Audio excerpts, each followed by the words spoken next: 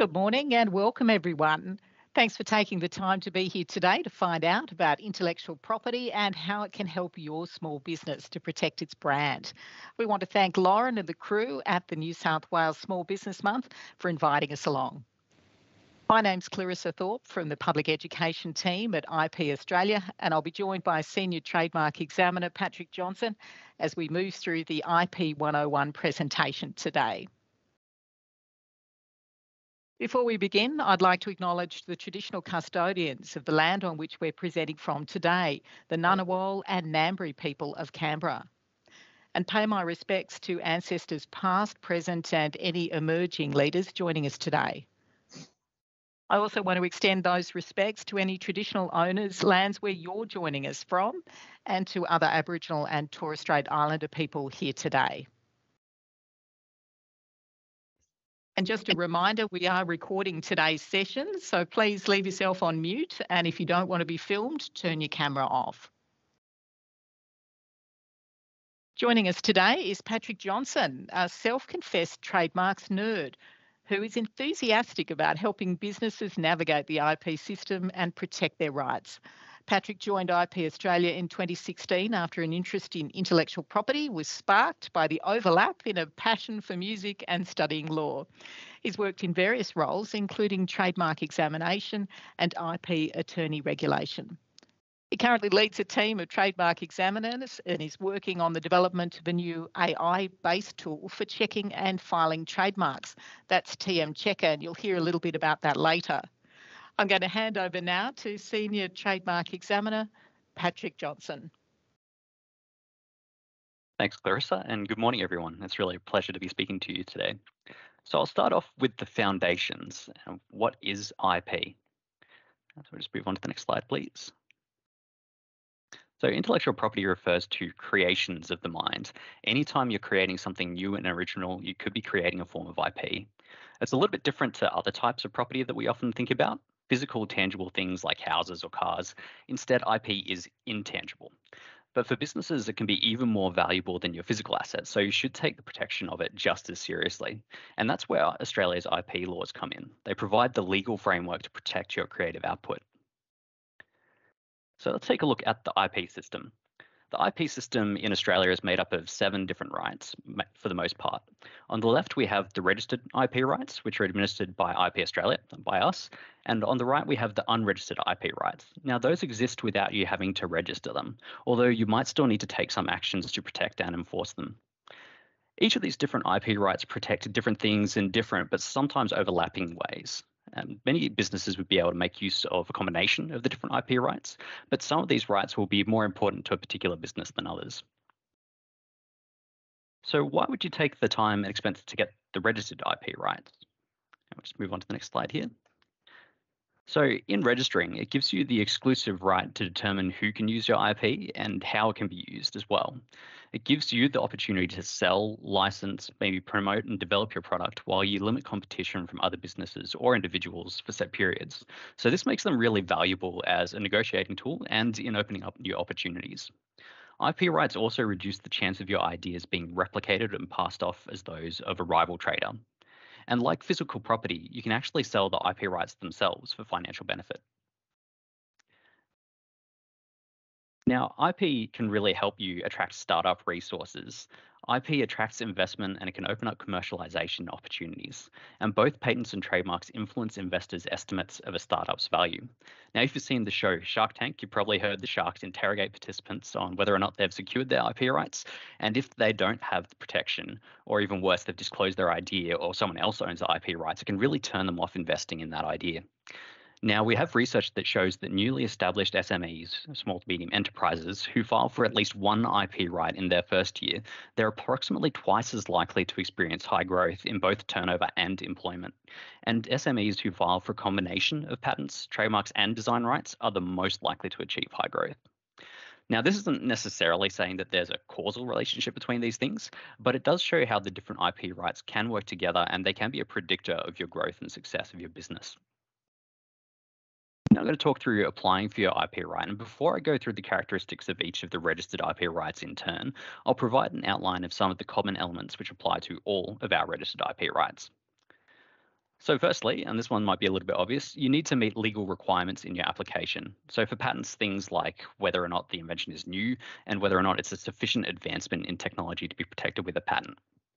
Second, for all the IP rights, there are fees which are payable. For example, a trademark starts at around $250 per class, and that lasts for an initial 10-year period.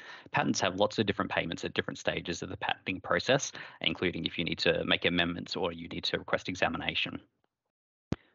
Thirdly, all the IP rights, with the exception of trademarks, have a limited protection period. Trademarks, on the other hand, can be renewed indefinitely, 10 years at a time. Fourthly, an IP right registered in Australia doesn't provide you any protection in a market outside of Australia. It's limited just to the Australian market. So obtaining IP protection overseas is something you should consider at the same time you file for protection in Australia.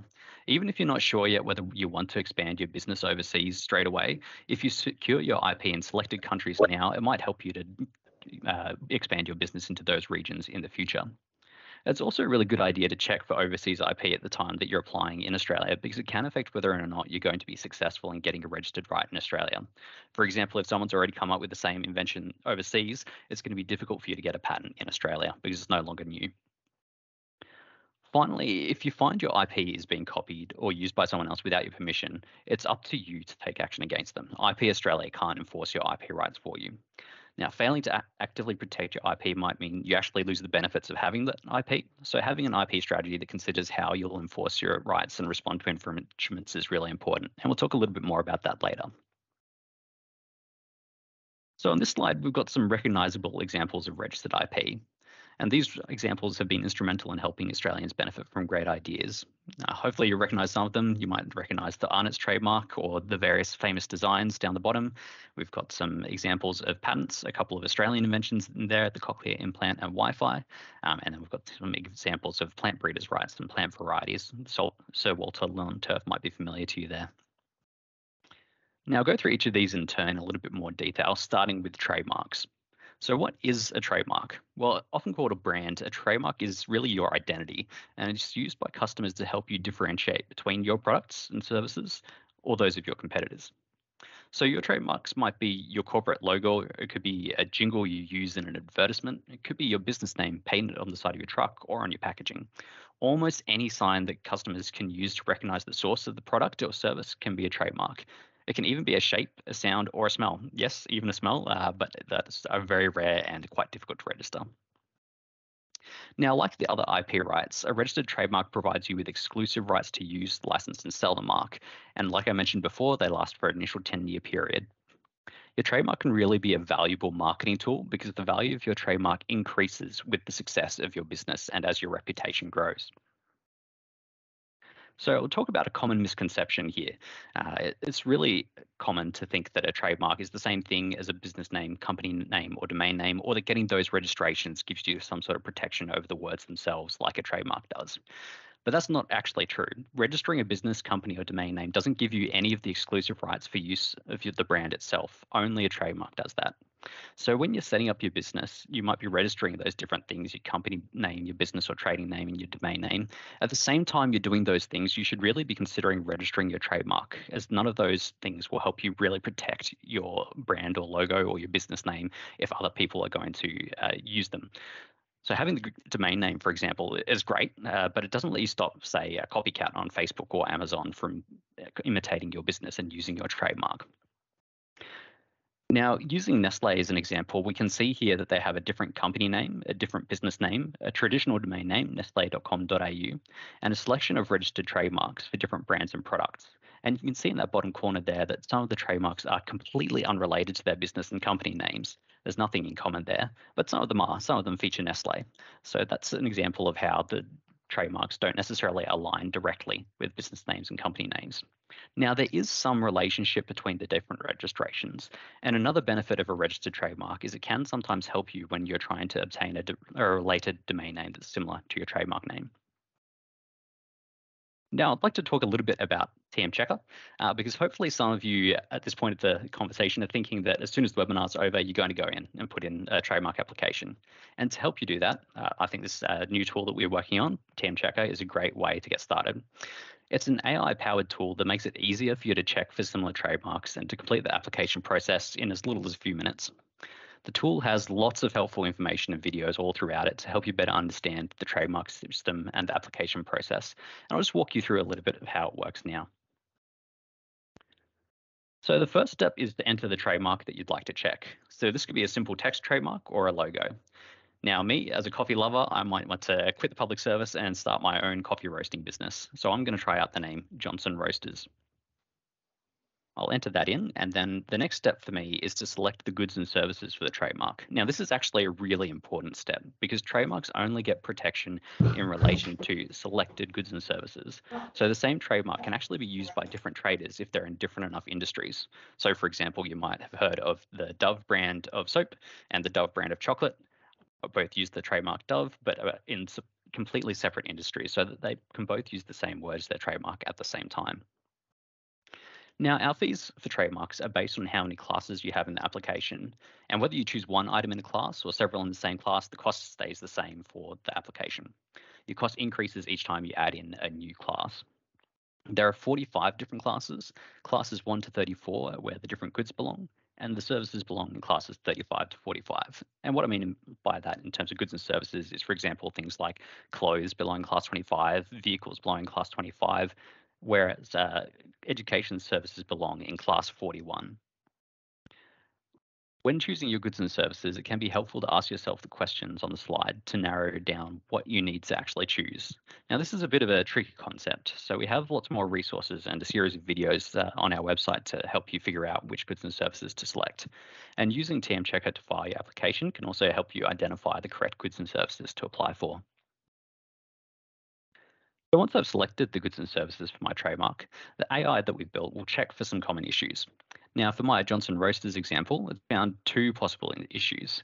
The first one is distinctiveness. Because Johnson is a common surname, it's super common in Australia, and Roasters is a generic description of what I do. The combination Johnson Roasters is generic, and other traders with the same surname should be able to use it on coffee and coffee products. The second issue is that the AI has found some potentially similar trademarks that might conflict with my application. So at this point, I might click into the different images there that show the different trademarks to learn some more about those trademarks and look at the details of them. And TM Checker has some videos and FAQs to help me decide what to do next at this point. I can start again and try a different trademark if I want to try something that might be more successful, or I can choose to apply anyway and see what an IP Australia examiner says. If I move on to the next step, I'll also get some detailed information about the fees and timelines involved. So that's it for trademarks for now. Let's move on to patents. A patent provides exclusive rights for a device, substance, method, or process that is new, innovative, and useful.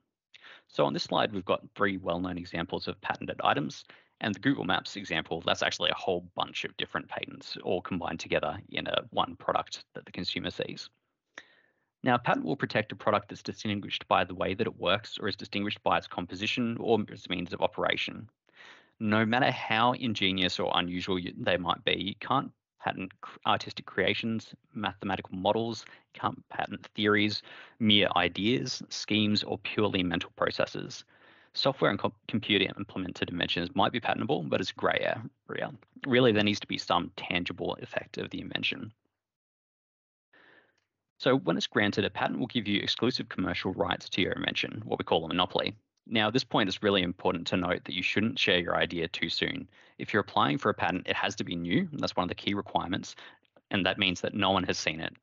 So if you want to discuss your idea with your employees or your business partners, someone you're working with, make sure you have them sign a confidentiality agreement or a non-disclosure agreement. And we'll talk a little bit more about that later.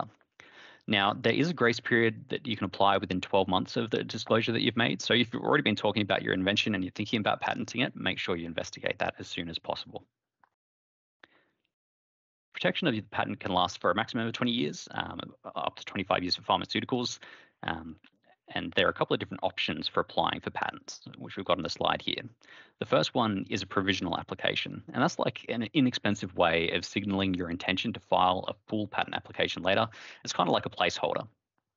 It doesn't provide you with any protection of a full patent, but it does give you what we call the priority date, and that's the date from which your patent will be enforceable should you go ahead and with the standard application and get the full patent granted. It gives you up to 12 months to consider your options and work on your invention before deciding to proceed with a complete patent application. On the other hand, you could skip straight ahead to a standard patent application, and that's the one that's necessary for full enforceability under the law. That's the one that gives you long-term protection and control over your invention. It's a sellable asset, and it's really what's going to help you enforce your IP rights. Now, I should mention the importance of patent attorneys. IP Australia has a lot of resources to help self-filers and even a case manager system for small to medium enterprises, so you can talk to someone who can help you through the process. But patents are still really, really complex, and the best chance of securing a useful patent will be to engage an expert. So compared to a trademarks, patents are a lot harder to obtain and even harder to get something that's effective and enforceable. So have a think about engaging professional assistance if you're thinking about patents. All right, we might move on to design rights. So design rights protect the overall visual appearance of new and distinctive products. For example, the Dyson vacuum or Apple's AirPod case. And on the screen, we've got some really famous designs for chairs, mixers, and barbecues. So the main difference between a design and a patent is that designs are all about how a product looks, patents are all about how it works. And the design right aims to protect the visual appearance of the whole product that has a physical and tangible form, and that's as opposed to intangible or changing forms, like, say, the screens in an app. It has to be something that's manufactured or handmade and is produced on a commercial scale. Now, like patents, a design has to be new, so you also had to keep your design a secret until you have applied. Even posting a single picture on social media could make it more difficult for you to claim a design right and enforce it. Now, again, there is now a grace period of up to 12 months that applies after you've disclosed your design, so you might still be able to get your design right if you act quickly after disclosing. The application process for a design in Australia is a two-part process. You don't need to do both right away, but you will need to complete both if you want to legally enforce your design right. In terms of the span of protection, design rights have a lifespan of a maximum of 10 years, and that's made up of two 5-year periods, an initial 5-year registration, which can be renewed once for a further 5 years. All right, we'll move on to plant breeders' rights now. So plant breeders' rights are our smallest right in volume, but they are really important for the relevant industries. A plant breeder's right, or PBR, it provides commercial rights which are exclusive for a registered variety of plant, together with its varietal name. So on this screen, we've got 3 great examples. I mentioned before the saltwater lawn turf, and we've also got pink iceberg roses and scarlet royal red grapes. Now, PBRs are intended to encourage plant breeding and innovation, which means that there's a large and growing pool of new plant varieties freely available when the protection periods lapse. Those protection periods are for a maximum of 20 years for most species and 25 years for some slower developing species like vines and trees. A PBR is a means to protect a variety of a plant that's specific to itself with characteristics that distinguish one variety from another variety. Now, all varieties of plant, fungal, even algal species and transgenic plants are potentially eligible for a PBR. However, only new or recently exploited varieties can be registered. All right, so I want to talk very quickly about copyright. As I mentioned before, it's not one of the registered rights that IP Australia looks after. It's an unregistered form of intellectual property. But it is really important for many businesses, and people often have questions about it. So I want to talk about it quickly. So it's not a registrable right. Protection is free and automatic under the Copyright Act of 1968. Now, copyright protects the owner's original expression of ideas when they're put into a material form, such as artworks and poetry. In Australia, the Attorney General's Department is responsible for managing the Copyright Act, but a really great way to get more information is to go to the Australian Copyright Council's website. They've got lots of great resources for people who are trying to learn more about copyright. And copyright can interact with the registered IP rights in a couple of different ways.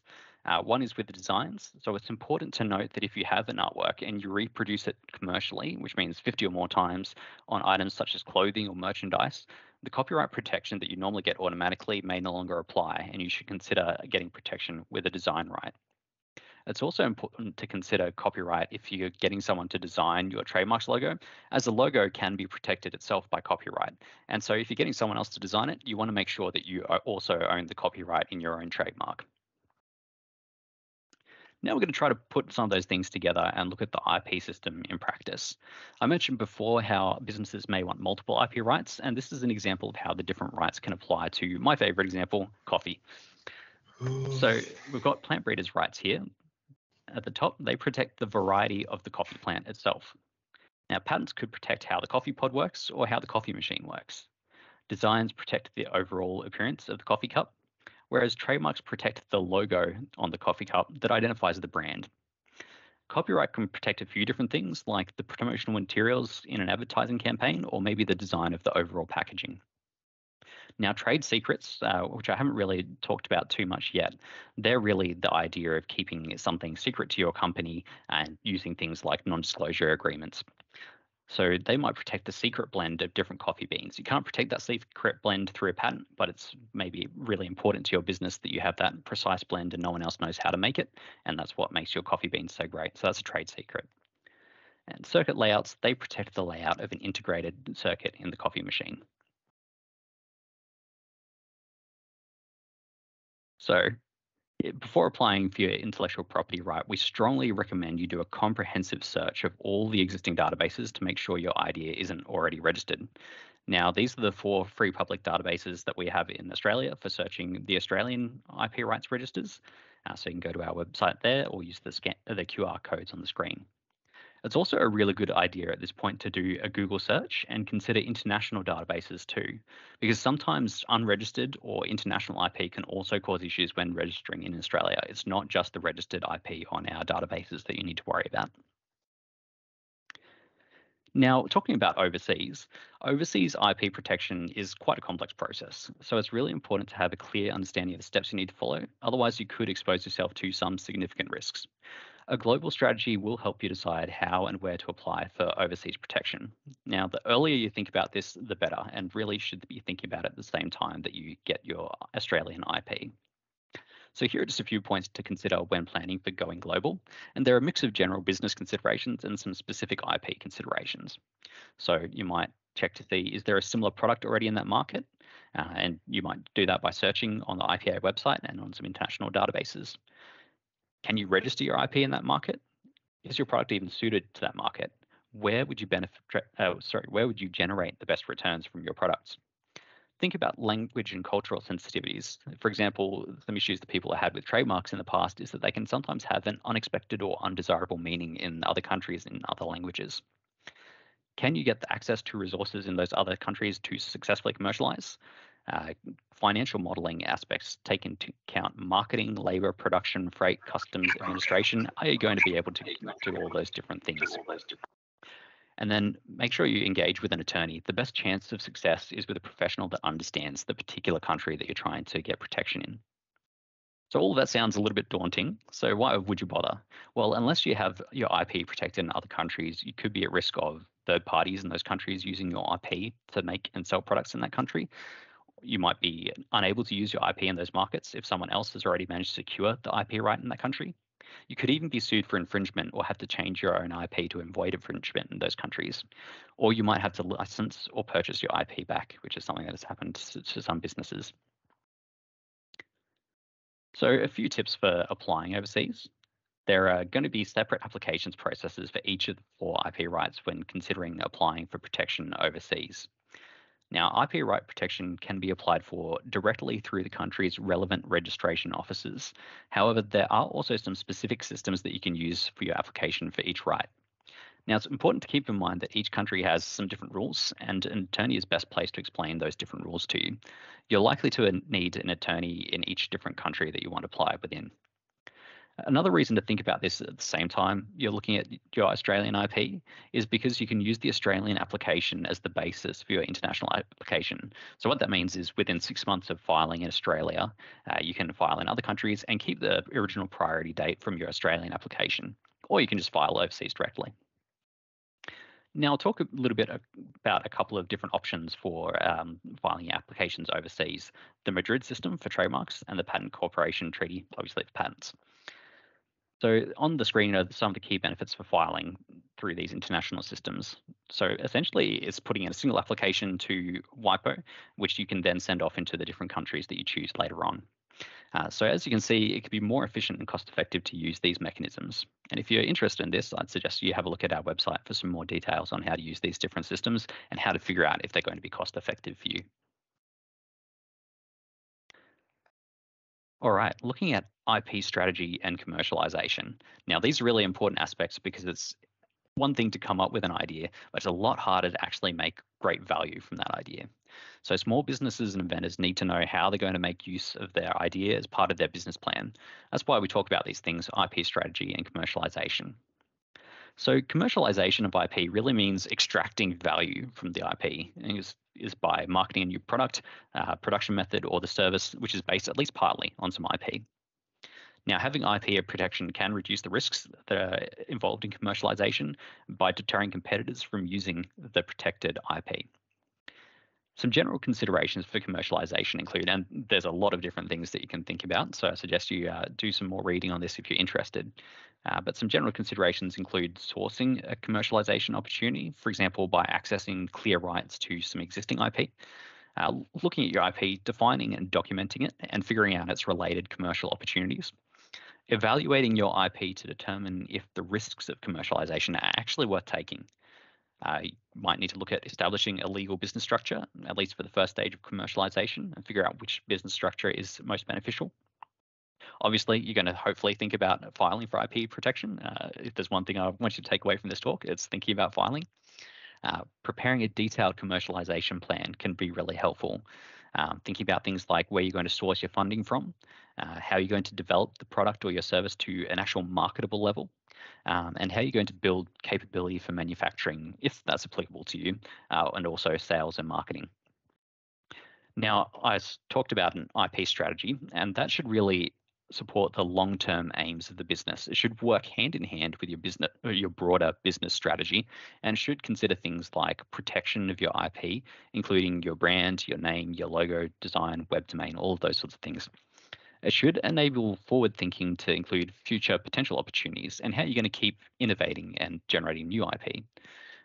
You should think about how you're going to commercialize your IP, like I talked about before, and actually monetize it to obtain the benefits from competitive advantage and potential monopoly that you gain through the IP rights. And you'll also want to consider how you'll respond to potential infringements. And we'll talk a little bit more about that in a moment. But first, let's look at a typical roadmap for commercialization. So this slide shows the likely IP touchpoints within a commercialization pathway or a route to market. Now, each business is going to have a slightly different path. It's usually not a neat linear one like this one. You might jump around between different stages, or you might skip some. In this case, we've got an idea for a unique handbag, and that's a really cool handbag that also charges a phone while it's inside the bag. So you might start off by preparing your design, and the original is automatically protected by copyright. Now, while your trademark doesn't need to be a secret before you apply, you might apply early to make sure you won't have to rebrand later, because you want to get on that immediately and start promoting your product. You ensure at all relevant stages that all relevant parties use a non-disclosure agreement before filing to keep your details of your invention a secret. Now, when you're happy with the final version and you're ready to begin your manufacturing, you apply for a design right and your patent at that stage. Then you go through the manufacturing and marketing processes. And at that stage, you really want to be monitoring the market to ensure that others aren't copying your idea. And if they are, thinking about enforcement against infringement. And then at the final stage, you've brought your invention successfully to market, and you've hopefully made a good profit as well. Now, some ways to benefit from your IP, and there are a lot of different ways that you can use IP to generate value. So you don't just have to hold and use your IP yourself to benefit from it. Other ways include assigning, transferring for a sum, essentially a sale. You could franchise it. Now, this is where the IP is still owned by you, but it's used by a third party under agreed conditions to use in their own business. You could license it. Again, the IP is still owned by yourself, but you can license it to one or multiple parties to use. And those licenses can be exclusive or non-exclusive. You can have conditions attached. You can divide them up by region, all sorts of different options there to maximize the value of your IP. And you can benefit in this way from competitors adopting and further developing your technology while under license as well. Now, infringement enforcement. I've mentioned these a couple of times, and really one of the most important takeaways from this is that IP Australia can't enforce your IP rights for you. It's really up to you to monitor and enforce your IP rights. So to help you do that, you should have an IP infringement strategy. Now, if you think someone has infringed your IP, some of the things you should consider is what is the IP right that's being infringed? What's the value to you of that IP? Who is it that's actually infringing the IP? Where are they located? What evidence do you have that the infringement has occurred? Are you going to be able to prove that? Now, it can be tempting to take strong action against a potential infringer right from the start, but it might not be your best option to go in hard right from the start. You might want to begin with a cease and desist letter and ramp up action depending on the response. Now, it's important to think about the risks. Taking legal action can be very expensive, and you need to consider the cost of taking that action compared to the potential lost income from someone infringing your rights. It's also important to keep in mind that when you do take action against someone, a common strategy for the opponent that you're claiming infringement against is to challenge the validity of your IP right. So you could potentially be putting your IP right at risk as well.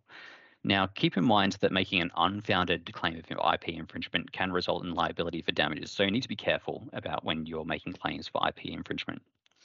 So all of this can sound a little bit scary, and really the best advice that we have is to seek legal advice or get professional assistance, and that's going to maximize your chances of success and really help you make use of that IP. Because one of the most powerful things that IP does is gives you a really strong foundation point if you think someone is taking advantage of your idea and your IP. All right, at this stage, I'm just going to hand back over to Clarissa. So I'm going to move on now to some of the support and tools that are available, particularly for small businesses. And over the next few slides, this one in particular has a QR code that'll take you straight through to our IP resources and tools that are specifically for small businesses just like you. So feel free to scan that QR code and go straight through. Also, TM Head Start is a trademark service that you might have noticed Patrick mentions. It gives you a quick indication of whether your trademark is unique, whether you might encounter any problems before you file your application. And TM Checker that we also spoke about is an excellent first port of call. Upskill is a free self-paced training sessions for small business owners and individual applicants. If you're wanting to find out all about the basics, if today has whet your appetite, then head over and have a look at the Upskill program. And if you're interested in patents, and that is a particular roadway, you may want to approach asking about the Patent Case Manager. It's a service for small and medium enterprises that are looking to apply for a patent for their invention or their idea. Now, if you need personal, legal, financial, or business advice, then obviously there are IP professionals, and we have mentioned that patent attorneys and IP lawyers may well be the right place for you to get that specialist information on complex issues. But if you're after some general information about registered IP rights, then the ipaustralia.gov.au website is a great place to start. On the screen, you'll see some of the QR codes to take you direct to specific resources, such as the case studies, if you want to see some other businesses and what they've done with their IP. Maybe you'd like to do one of the on-demand webinars. And we know there's growing interest in working with Indigenous knowledge. If you're looking to export, and I know a few people have mentioned on this session that they are interested, we have specific resources available to help you determine if you need protection and how to understand those risks of going overseas and having your IP. Remember that protecting your IP in Australia doesn't automatically protect you in other countries.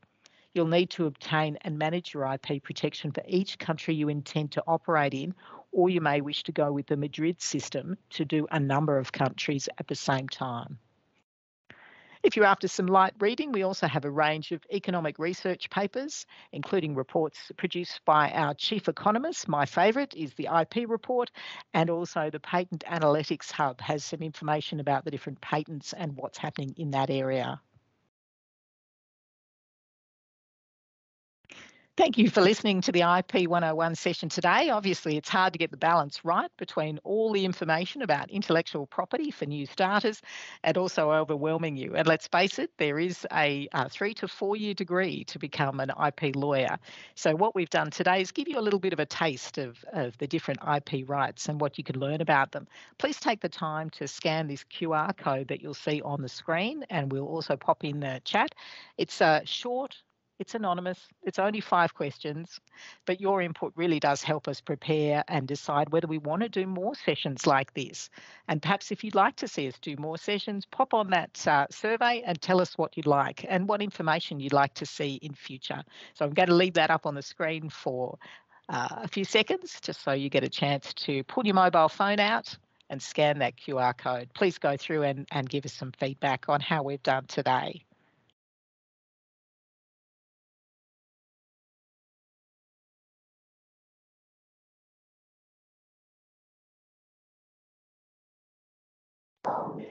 I'm going to wrap up too. If you'd like to know more about intellectual property rights, you can follow us on social media. In particular, the IP Australia LinkedIn page is very, very popular. Use the QR code that's on the screen to subscribe to the monthly What's New newsletter.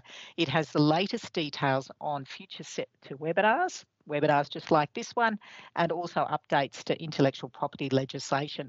One of the latest editions on AI was very well received, and if you want to know the latest, then definitely subscribe to our newsletter, What's New. I'll return now to our feedback survey. Please take the opportunity to tell us what you think of how we went today.